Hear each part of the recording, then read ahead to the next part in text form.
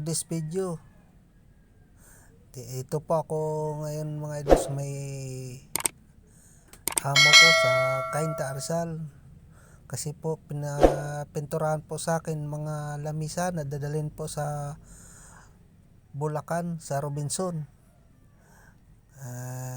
Kailangan po malinis kasi madumi na po. Bago ko po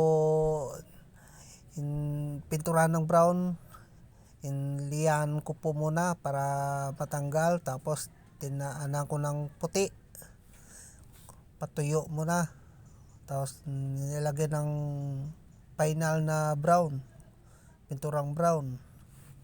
Yan na po yung napinturahan ko mga idol, nakabilad sa init. Marami po yan mga idol, kaya lang yung iba na doon na po sa loob, tinabi ko na po. Ito na po mga idol, magdalawang patong na po ako ng kulay brown. Kasi natuyo na po, yung unang pintura ko natuyo na po. Kaya pwede ko na po patungan ng pangulang brown, final.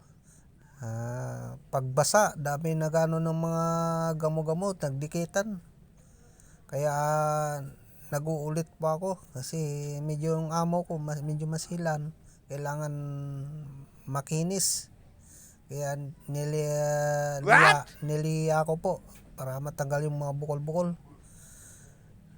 Ayan po ayan na po yung final na kulay brown. Wow! Na siya. Pangalawang patong na po yan mga idol.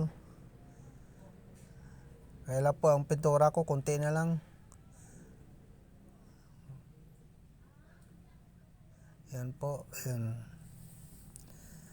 Pasensya na po kayo sa aking kamay. Puro na pintura.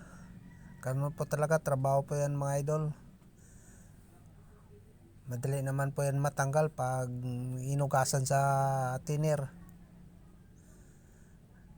Yan po mga idol, na ko po kasi may maputi-puti.